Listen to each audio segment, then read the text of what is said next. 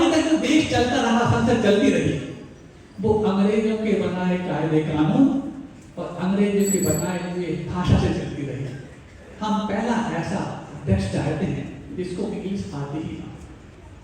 और फिर उन्होंने अपने कायदे कानून से जब लोकसभा चलाई तो आपको याद होगा पहला लोकसभा का सत्र जिसमें सबसे ज्यादा विधेयक पास हुए थे तो वो ओम बिरला के शासनकाल में था। दूसरी बात उन्होंने बताया कि उस समय की बात है, आज से 2-3 साल पुरानी बात मैं कर रहा हूं। उन्होंने बताया कि आज संसद में वो माहौल है कि जब फ्लोर टेस्ट होता है तो फ्लोर टेस्ट के समय अक्सर जो सांसद बोलते हैं वो सांसद क्या बोलते हैं? As and I, ऐसा बोलते हैं। लेकिन अब संसद में हाँ या ना, हाँ या ना ऐसी वोटिंग होने लग गई और भारत के कम से कम 50 से ज्यादा सांसद हिंदी की ट्यूशन लगाने लग गए। क्यों? लोकसभा अध्यक्ष हिंदी में बात करता है और हिंदी में बात सुनता है। और आपको लगता है कि आपके बच्चे यदि हिंदी सीख जाएंगे, आपके बच्चे यदि इंग्लिश नहीं पढ़ पाएंगे तो कमजोर रह जाएंगे। अरे देश के शीर्ष स्थान पर बैठे लोगों की बात मैं कर रहा हूं। आपके बच्चे कितने शीर्ष बनना चाहते हैं पहले आप सोचो। और सुनो, इतना ही नहीं, फिर जब बात आई तो उन्होंने यहां तक कहा कि भारत में इंग्लिश की जो चाहती की जा रही थी उस चाहती को मिटाने का सबसे पहला लक्ष्य यदि कोई संसद में व्यक्ति का बना है तो मेरा बना है। सारी व्यवस्थाओं को बदलने का प्रयास किया जा रहा है। अगली बात, आपको लगता है कि शायद जिस तरीके से हमारी इंग्लिश परोसी जा रही है उस तरीके से हम नहीं चल पाए तो शायद हमारे लिए हिंदी से ही हम वंचित रह जाएंगे। आपको एक चीज याद होनी चाहिए, जब हमारे लिए किसी चीज को स्वीकार करने की बात आए तो हम किसी से परहेज नहीं करते। गांधी जी के सामने एक समस्या है। क्या समस्या है? उन्होंने कहा कि मैं इतना कट्टरपंथी भी नहीं कि अपने घर के दरवाजे दूसरों को अंदर लाने के लिए बंद कर दूं, लेकिन मैं इतना बेवकूफ भी नहीं कि मैं अपने आप को इतना खुला कर दूं कि आंधी में मेरा घर ही उड़ जाए। बात समझ में आ रही? मैं इतना कट्टरपंथी नहीं हूं कि मैं किसी भाषा को स्वीकार न कर सकूं, लेकिन मैं इतना बेवकूफ भी नहीं हूं कि किसी भाषा की आंधी में मेरा पुस्तक मकान और पुस्तक नींव उठ खड़े हो जाए। जब देश आजाद हुआ सन 47 की बात, उसके पहले जब असहयोग आंदोलन और भारत छोड़ो आंदोलन छेड़े गए। भारत छोड़ो आंदोलन सन 42 में छेड़ा गया, आपको ज्ञात होगा। यदि इतिहास आपने पढ़ा हो तो कहाँ पढ़ने की आपको फुर्सत मिलती है इतिहास को? इतिहास को सिर्फ 20 क्वेश्चन सीरीज में आप निपटाने की कोशिश करते हो और साइंस के कीड़े बनकर फिर उसमें दिमाग लगाने की कोशिश करते हो। इतिहास को अगर आपने पढ़ा तो सन 42 में जब भारत छोड़ो आंदोलन चला उस वक्त की बात है और लग रहा था कि भारत आजाद होने के कगार पर है। बहुत सारे आंदोलन चले, क्विट इंडिया, असहयोग आंदोलन, भारत छोड़ो आंदोलन और सबने अवज्ञा आंदोलन, बहुत सारे आंदोलन चले जाते हैं, आपको याद है। तो जब भारत छोड़ो आंदोलन चला तो उस समय एक पत्रकार गांधी जी के पास पहुंचता है। सुन लो, आपके मतलब की बात है। ये विषय मैं इतने दिन तक ला सकता हूं कि आप जब तक सुनकर बोर ना हो जाए। कितने दिन तक चल सकता है ये विषय? नहीं, आपको बोरियत होने लग जाए तो बंद कर दूंगा और लगे कि इस विषय पे सुनना आपको आवश्यक है तो इसको कभी बंद नहीं करूंगा। तो जब भारत छोड़ो आंदोलन चला तो गांधी जी के पास एक पत्रकार पहुंचा।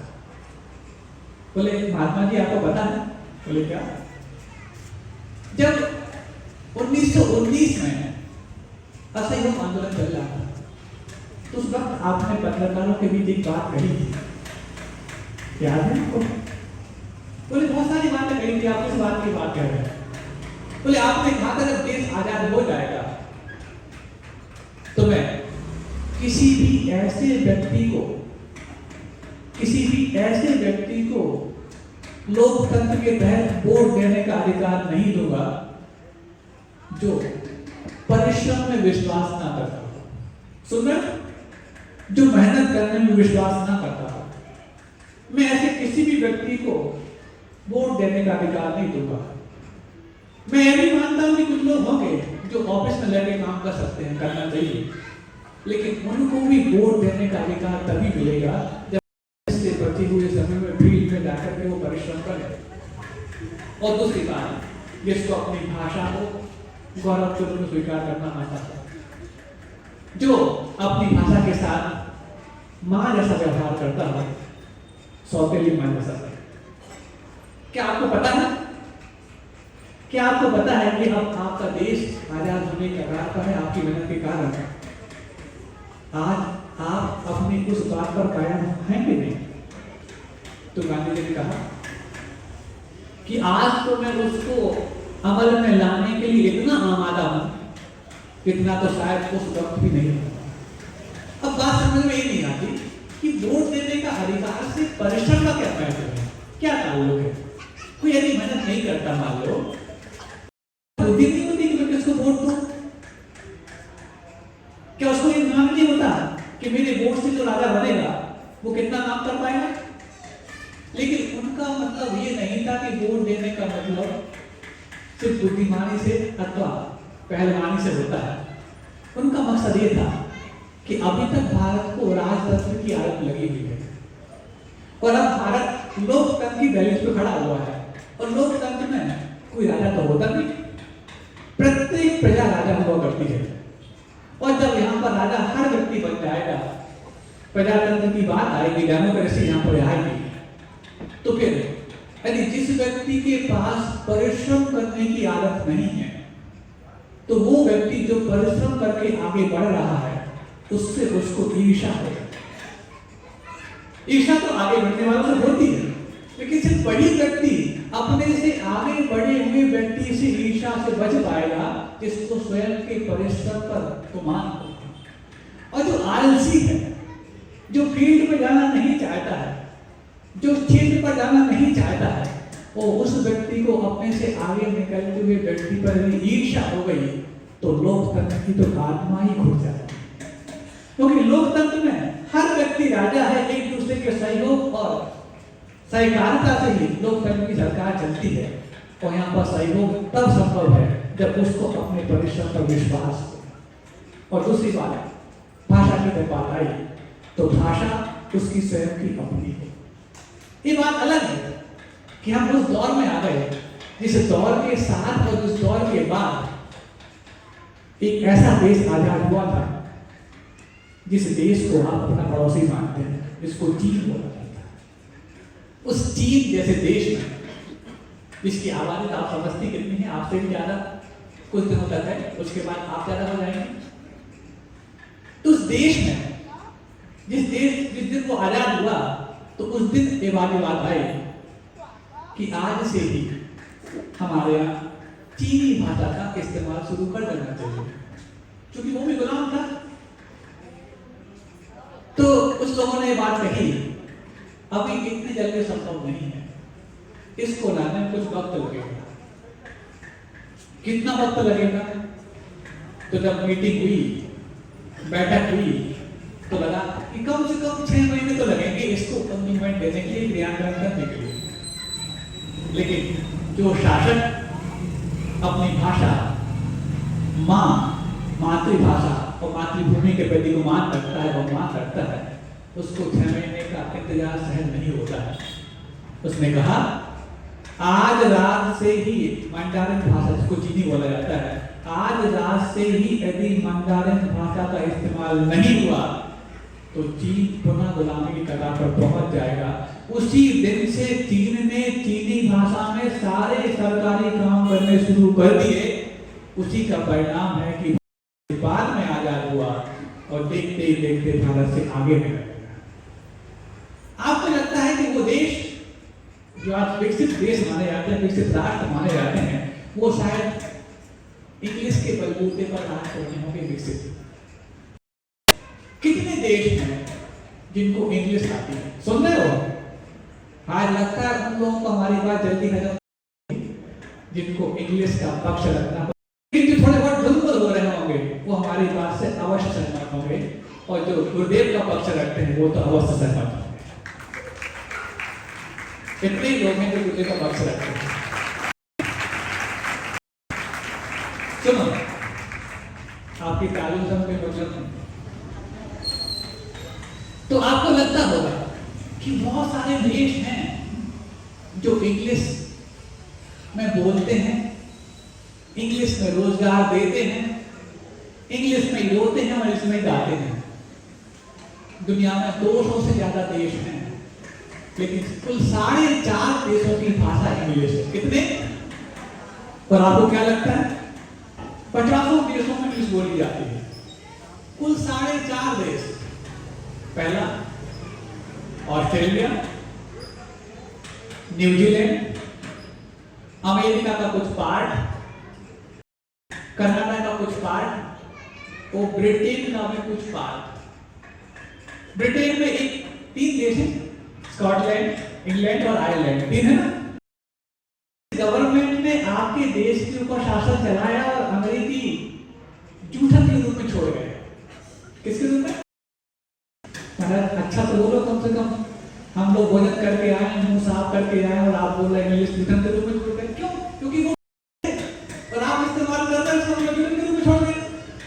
तो इंग्लिश जैसी जूठन वाली भाषा आपको लगती है कि कम से कम ब्रिटेन में तो पूरी होगी, लेकिन ब्रिटेन इसको स्कॉटलैंड बोला जाता है। स्कॉटलैंड में जाकर के यदि आप इंग्लिश बोल दो तो 2 थापड़ लगा के बाहर कर दिया जाएगा, ये मिस्टर यहाँ पर स्कॉटिश बोलिए। ये तो हालात हैं उस देश के जिस देश ने आपके ऊपर जूठन के रूप में इंग्लिश छोड़ दी। उस देश में भी पूरी तरह से इंग्लिश नहीं बोली जाती है, और आप हैं कि इंग्लिश के बगैर अपने आप को गूंगा मानते हैं। आप अपने बच्चों को ऐसे विद्यालय में पढ़ाते हैं जिस विद्यालय में जाकर के आपके बच्चों को हिंदी बोलने में फाइन लगता है, और आप बड़ा फख्र करते हैं कि मेरा बेटा और मेरी बेटी ऐसे स्कूल में पढ़ते हैं जहां पर हिंदी बोलने पर फाइन लगता है। लेकिन जब आप आपस में मिलते हैं, पार्टी करते हैं, किटी पार्टी, क्यों? एक बार हमने बोल दिया इस विषय पर। कल कोई आए हमारे सामने, बोले महाराज जी आशीर्वाद दो, हमारी स्वाध्याय किटी का अच्छा हो जाए। हमने कहा पहले किटी शब्द अलग कर दो। पहले हम बोल रहे थे किस विषय पर, किटी शब्द कहाँ से आया, कैसे आया, वाला नहीं चाहता मैं, क्योंकि यदि वो विषय लाऊंगा तो उनमें से आधे लोग खुद खड़े हो जाएंगे। एक दिन बोला था किटी शब्द अलग कर दो, क्योंकि किटी शब्द आपके चारित्र पर और आपके संस्कारों पर बहुत बड़ा धब्बा है। इसके बारे में मैं पूरा बता देता हूँ। तो स्वाध्याय किटी, ये बताओ, स्वाध्याय किटी आपकी महीने में एक बार, महीने में 2 या 4 बार चलती है। ऐसा कौन सा स्वाध्याय आप वहां करते हो? अरे हम तो कल का स्वाध्याय अगर एक दिन बीच में गैप करना है तो भूल जाते हैं। आपकी बुद्धि उस किटी में कितनी प्रखर हो गई है कि 1 महीने पहले जो स्वाध्याय किया था आपको 1 महीने बाद भी याद रहता है। और स्वाध्याय का नाम लेकर के किटी का बहाना देते हो आप लोग। ये वैसे मैं बात करूंगा, आज तो मैं भाषा की बात कर रहा हूँ। तो आपको लगता होगा कि आपके बच्चे ऐसे स्कूल में पढ़कर के बहुत बड़ा काम करने जा रहे हैं, कीर्तिमान स्थापित करने जा रहे हैं। जब अंग्रेज जब यहाँ पर थे, उस वक्त भी भारत में हिंदी बोलने पर पाबंदी नहीं थी। वो गोरे अंग्रेज चले गए, कभी उनने भारत में हिंदी बोलने पर पाबंदी नहीं लगाई। लेकिन पता नहीं ये कौन से अंग्रेज हैं जो अपने बच्चों को भारत में हिंदी बोलने पर पाबंदी लगाना चाहते हैं। अब उनसे पूछो आप, और आप अपने आप से पूछो कि हिंदी बोलने के लिए भारतवासी भारत ना चुने तो क्या इंग्लैंड चुने? क्या हिंदी को बोलने के इंग्लैंड जाएंगे? कोई भी कंपनी अपने सेल्समैन होते हैं या एमआर होते हैं, उनके लिए सबसे पहले जिस क्षेत्र में, जिस राज्य में नियुक्त करती है कि आपको यहाँ की मार्केटिंग करनी है, ढूंढती है इस चीज के लिए कि आपको वहां के ग्राहकों की भाषा आती है कि नहीं। आप जिस कंपनी में नियुक्त होना चाहते हैं, उस कंपनी में नियुक्त होते वक्त भले आपको इंग्लिश की दरकार हो, लेकिन जिस क्षेत्र में आपको नियुक्त किया जाता है, पहले उस क्षेत्र की भाषा पहले आती है। यदि आपको तमिलनाडु में भेजा जाएगा, तमिल सीखनी पड़ेगी। कर्नाटका में भेजा जाए, कन्नड़ सीखनी पड़ेगी। और यदि अब्रोड भेजा जाए तो इंग्लिश नहीं, जर्मनी में गए तो जर्मन सीखनी पड़ेगी, आयरलैंड में गए तो आयरिश सीखनी पड़ेगी, स्कॉटलैंड में गए तो स्कॉटिश सीखनी पड़ेगी, और फ्रांस में गए तो फ्रेंच सीखनी पड़ेगी। तो जब आपके लिए दुनिया में व्यापार करने के लिए अथवा जॉब करने के लिए उस देश की भाषा सीखनी आवश्यक है, तो ऐसी कौन सी मजबूरी है जो आपको अपने माथे पर इंग्लिश को ढूंढने के लिए मजबूर कर? एक बात और समझो, आप लोग को लगता होगा कि हमारे बच्चे इंग्लिश नहीं पढ़ पाए तो टॉपर हो जाएंगे, और इंग्लिश पढ़ गए तो टॉपर बन जाएंगे।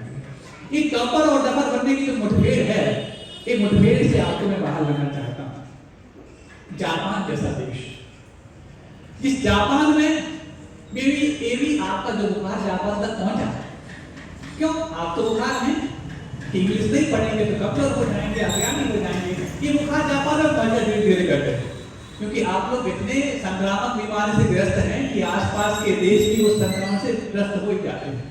जैसे कोरोना चीन से यहाँ आ गया, ऐसे ये हिंदी का इंग्लिश का कोरोना यहाँ से जापान तक पहुंचा। लेकिन जापान के लोग बहुत समझदार हैं, वो समझदारी हमने सीखी यहीं से थी, लेकिन आप समझदारी को दांव पर लगा के बैठ गए। उन्होंने सुना जब वहाँ के गार्जियन, वहाँ के पेरेंट्स, वहाँ के अभिभावक बोलने लगे कि नहीं, हमारे बच्चों को इंग्लिश सिखानी बहुत आवश्यक है, कि उनको वर्ल्ड वाइड ट्रेड करना है, वैश्विक व्यापार यदि करना है तो उनको इंग्लिश सीखनी आवश्यक है। मैं इंग्लिश के शब्द बीच बीच में इसलिए इस्तेमाल कर रहा हूँ कि मैं अपनी बात को कम समय में आप तक पहुँचा दूँ। इसका मतलब ये नहीं है कि मैं इंग्लिश की बात रखते इंग्लिश का समर्थन कर रहा हूँ। कल ही मैंने कहा था, कांटे को निकालने के लिए जैसे कांटा आवश्यक है, वैसे ही आपके इंग्लिश के कांटे को निकालने के लिए इंग्लिश की भाषा को कांटा के रूप में इस्तेमाल करना आवश्यक है, ना कि उसका समर्थन। तो जापान में जब ये बात पहुंची तो सर्वे किया गया कि वाकई में तो ये दरकार या एप्लीकेशन या आवेदन यहाँ पे बच्चों के माता पिताओं के आ रहे हैं, ये आवश्यक है भी कि नहीं। तो उन्होंने सर्वे किया, तो कोई भी बात को वो रिसर्च और शोध के बगैर प्रामाणिक नहीं मानते। किसी ने कुछ हड़ताल कर दी हो और हुआ कर दिया, मुहिम में शामिल हो गया तो तुरंत बात मान ली जाए, ऐसा नहीं होता वहाँ पर। बहुत सोच समझ करके लोग वहाँ पर हड़ताल करते हैं और बहुत सोच समझ के सरकार उनकी बातों को मानती है, और हड़ताल करने के तरीके भी बहुत नायाब होते हैं। बीच में एक बात ले आऊंगा, जब अपनी बातों को मनवाने के लिए जापानी लोग हड़ताल किया करते हैं तो हड़ताल का तरीका क्या भरा में जाओ कैसे करते हैं। हड़ताल ऐसी होती है जिसमें देश को कोई नुकसान ना हो लेकिन सरकार तक बात पहुंच जाए। कैसी? मान लो किसी जूते बनाने वाली कंपनी में हड़ताल यदि हुई है तो जूतों का निर्माण बंद नहीं होगा। एक जोड़ी जूते के तो बाएं तरफ के जूते पूरे तैयार किए जाएंगे और दाएं तरफ के निर्माण को रोक दिया जाएगा ताकि सरकार उन जूतों को बेच ना पाए। और जब सरकार हमारी बात मान ले तो हमारा काम अधूरा न रह जाए। हमने काम तो कर लिया है, अब मात्र दाएं तरफ का जूता बनाएंगे और हड़ताल पूरी होने के पश्चात देश को आगे फिर ले जाए। ये तरीका होता है, ऐसा नहीं कि ताले लग दिए जाए और हड़ताल मेरी मांगे पूरी और हमारी मांगे पूरी करो, ये हड़ताल कर दी जाए, ऐसा नहीं होता। बहुत समर्पित है अपने देश के प्रति। तो उन्होंने अध्ययन किया, क्या अध्ययन किया कि वाकई में जो मांग उठ रही है अभिभावकों की, ये जायज है कि नाजायज है। उन्होंने अध्ययन किया कि यदि किसी जापानी बच्चे के लिए यदि बाद में व्यापार करना है, वैश्विक व्यापार करना है, किसी अन्य देश में जाकर के अपने वस्तुओं को बेचना है अथवा उन अन्य देश के लोगों को यहाँ पर नौकरी देना है अथवा हमारे बच्चों को वहां जाकर नौकरी करना पड़े, तो कितनी इंग्लिश की आवश्यकता है और कैसी आवश्यकता है। उन्होंने अध्ययन किया कि एक जापानी विद्यार्थी जो पहली क्लास से लेकर के 12वीं क्लास तक अथवा पहली क्लास से पहले भी जो आप लोग पढ़ते रहते हैं, पढ़ाते रहते हैं, play school, nursery, KG1, KG2, पता नहीं, भले ही बच्चे का वजन KG में ना हो लेकिन KG1 तो पढ़ना पड़ेगा। बच्चों का वजन पाउंड में है, वो पढ़ना है KG1, पढ़ते रहते हैं ऐसे। तो उन्होंने सोचा शुरुआती 3-4 साल, उसके बाद 12 साल स्कूल के। तो जापानी ही कोई विद्यार्थी 12 साल और 2-3 साल पहले के 15 साल में इसी स्कूल में इंग्लिश मीडियम में पढ़ करके जितनी इंग्लिश सीख सकता है, सुनो और गौर से बात हो कि जापानी विद्यार्थी 12-15 साल में इंग्लिश उतनी इंग्लिश वो 12वीं के बाद सिर्फ 3 महीने में सीख सकता है। तो इंग्लिश में उनको माथा खर्च करने के लिए हम 15 साल खर्च करें, इसकी बजाय जब वो बुद्धिमान हो जाएं 3 महीने खर्च कर दें, ताकि पूरे भाव, पूरे चीजों को अच्छे से समझ पाना, वो अपनी मातृभाषा जापानी में सीख पाए। और जब वो 12वीं तक समझ जाए, उनको कन्वर्ट करने का पसंद की बात आए, तो 3 महीने में अपना काम भी आसान कर जाए। और 12वीं तक इनको कोई जॉब तो करनी थी, व्यापार तो करना नहीं कि यही पूरी सीख पाए, इंग्लिश को अधूरे रह जाएंगे। और जब तक उनकी व्यापार करने की अथवा जॉब करने की उम्र आएगी, हम उनको इंग्लिश सिखा जाएंगे। लेकिन हमारी बुद्धि ऐसी चलती है, शोध तो करते नहीं और शोध करने लायक अपने बच्चों को बना देते हैं। क्या बना देते हैं कि नहीं, यदि केजी 1 प्ले स्कूल से ऐसे बच्चे इंग्लिश नहीं पढ़े तो पता नहीं आगे जाके कौन सा कहर टूट जाएगा इनके ऊपर। और जो बच्चे प्ले से लेकर के 12वीं तक इंग्लिश पढ़ते रहे, वो प्ले बॉय तो बन सकते हैं। अच्छा शब्द नहीं है ना ये इंग्लिश का एक दंश है कि शब्द तो प्ले भी अच्छा है और बॉय भी अच्छा है, लेकिन जब दोनों शब्द एक साथ मिल जाते हैं तो उसका अर्थ गलत हो जाता है। ऐसे उस इंग्लिश को आप अपने माथे पर छोड़ जाते हैं। और सुनिए, आपको लगता है कि राष्ट्रभाषा हिंदी बन सकती है, लेकिन क्या करें, कुछ दक्षिण के ऐसे प्रांत हैं जो हमारे देश को राष्ट्रभाषा हिंदी बनाने से रोक रहे हैं। ये आपकी गलती है बंधुओं, ऐसी सोच यदि आप रखते हो तो आपकी गलती है।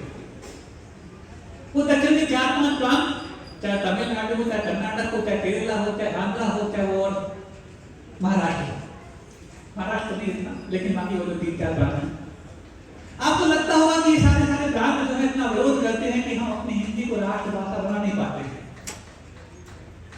क्यों? जब वो यहाँ पर आते हैं, क्या तो इंग्लिश में बात करते हैं या फिर कन्नड़ में बात करते हैं, इंग्लिश में बात करते हैं या तमिल में बात करते हैं, इंग्लिश में बात करते हैं या तेलुगु में बात करते हैं, इंग्लिश में बात करते हैं या मलयालम में बात करते हैं। इसीलिए हम अपने देश में राष्ट्रभाषा हिंदी नहीं बना रहे। आपको बात समझ में आ रही है? कितने लोगों को समझ में नहीं आ रही, हाथ उठाएं। कितनों को समझ में आ रही, हाथ उठाएं। सबको आ रही, हिंदी में बोल रहे हैं ना, बहुत अच्छा। तो सुनो, हमें लगता है कि वो देश, वो प्रांत जो है ना, वो राज्य है, विरोध करते इसलिए हम कुछ नहीं कर पा रहे। ये आपकी गलती है। अरे वो प्रांत अपनी भाषा के प्रति इतना बहुमान करते हैं क्योंकि हिंदी तो बोलने वाले 10 से 15 राज्य हैं और सारे राज्य हिंदी को बेच खाए। तमिल बोलने वाला सिर्फ एक राज्य तमिलनाडु, कन्नड़ को बोलने वाला एक राज्य कर्नाटक, तेलुगु को बोलने वाला पहले एक ही राज्य था, वो तो हो गए तेलंगाना और आंध्र प्रदेश, और मलयालम को बोलने वाला सिर्फ एक राज्य केरला।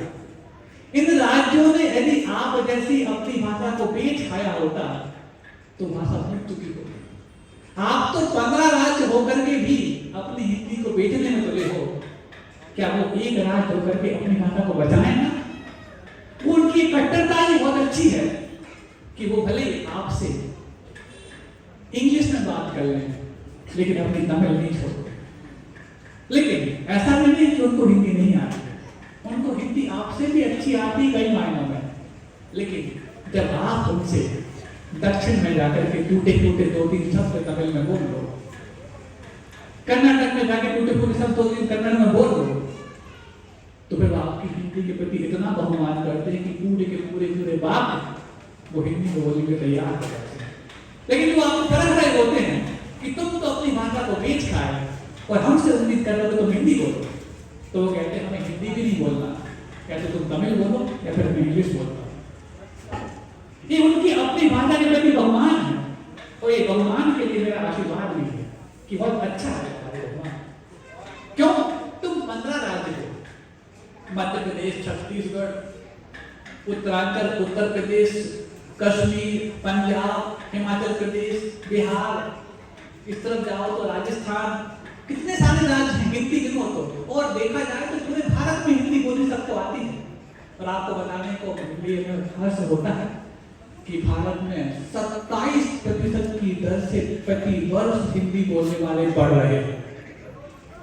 समझ में बात नहीं आई क्या?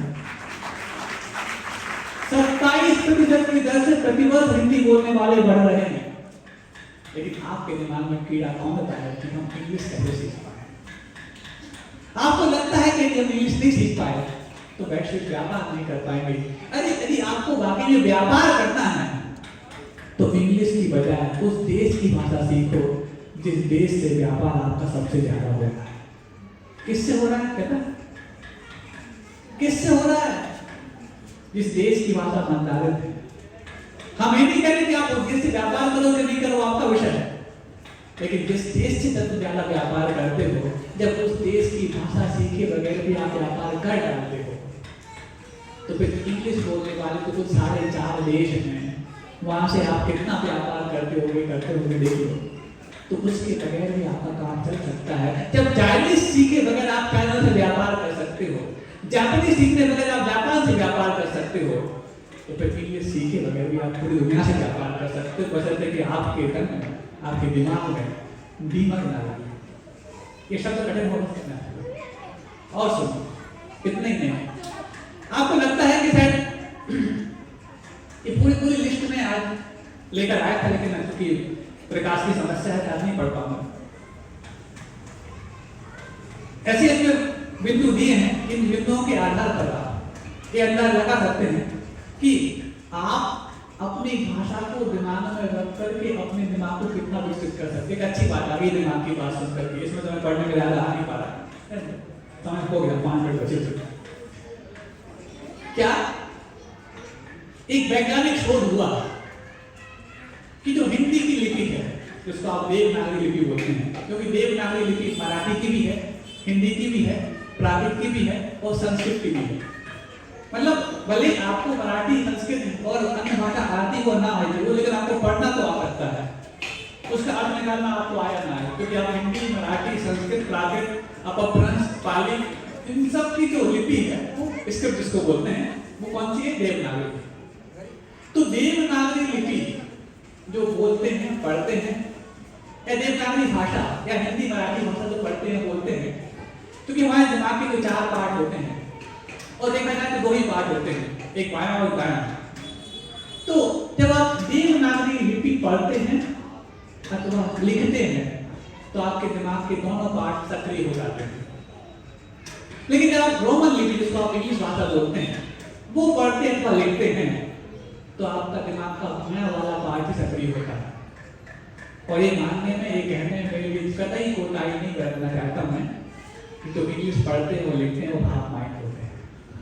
क्यों? आपका ये सोच है, वैज्ञानिक सोच बता रहा है कि जब आप इंग्लिश बोलते और पढ़ते हैं आपका आधा दिमाग ही सक्रिय होता है, वैज्ञानिक सोच है। आपका जब आधा ब्रेन काम कर रहा है तो इंग्लिश पढ़ते वक्त और बोलते वक्त आप हाफ माइंड नहीं कराए तो क्या करेंगे? अब यदि आप कोई हाफ माइंड बोल दे तो आपका माइंड खराब हो जाए। जबकि सारे वैज्ञानिक बोल रहे हैं कि आपका उस भाषा को पढ़ते वक्त सिर्फ आधा ही दिमाग काम करता है। ये शोध है, वैज्ञानिक शोध है, ये कोई भारतीय ने शोध नहीं किया, ये विदेशी शोध है। और सुनो, अन्य 5 मिनट बचे हुए हैं।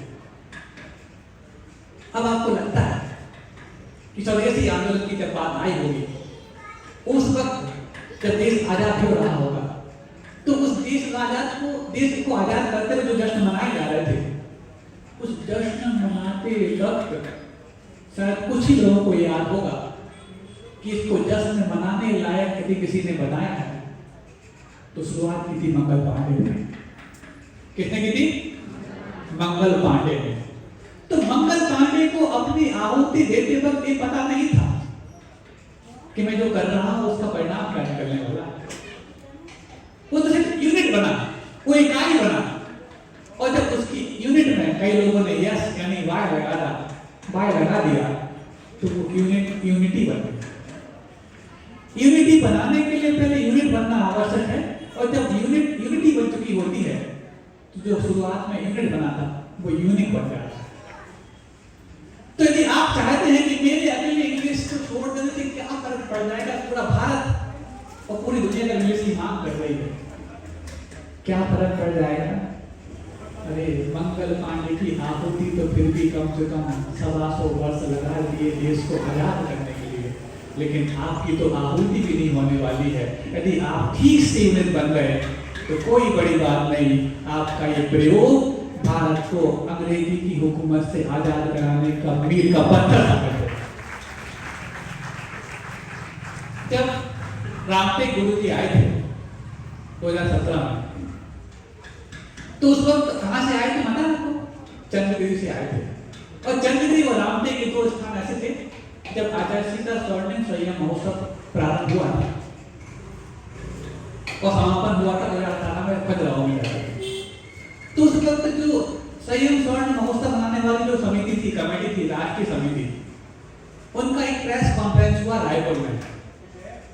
सुंदर अच्छी बात है। अभी तो मैंने इसका पढ़ना शुरू किया ही नहीं है, इसको पढ़ता तो कई दिन लग जाएंगे। अभी तो मैं जो बोल जमाने में आ रहा वो बोल रहा हूँ और जो दिमाग की कई दिन तक बोलता रहूँगा, बस ऐसे कि आप सुनना चाहोगे इस विषय को। तो नहीं है तो कल से वो विषय लेंगे तो कल लेते। सुनो, तो जब वो प्रेस कॉन्फ्रेंस हुई तो उस प्रेस कॉन्फ्रेंस में कई सारे सवाल लागे गए पत्रकारों के द्वारा, क्योंकि गुरु जी के बारे में सब पूछना चाह रहे थे, आपके गुरु जी कैसे हैं आदि आदि। कुछ सवाल गुरु जी के भगवान के रूप में पूछे गए और कुछ पत्रकारों ने कुछ ऐसे प्रश्न भी पूछे जो मैं आपके सामने रख रहा हूं। एक पत्रकार ने पूछा, सुनते हैं आपके गुरु जी अंग्रेजी के विरोधी हैं। क्या पूछा?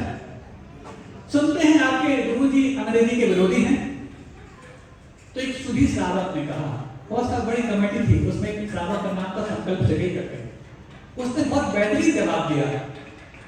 बोले हमारे गुरु जी किसी भी भाषा के विरोधी नहीं है, हमारे गुरु जी किसी भी भाषा के विरोधी नहीं है, ना वो अंग्रेजी के विरोधी हैं, ना किसी अन्य भाषा के विरोधी हैं, लेकिन वो अंग्रेजी के भाषाई आतंक के विरोधी हैं। बात समझ में आई?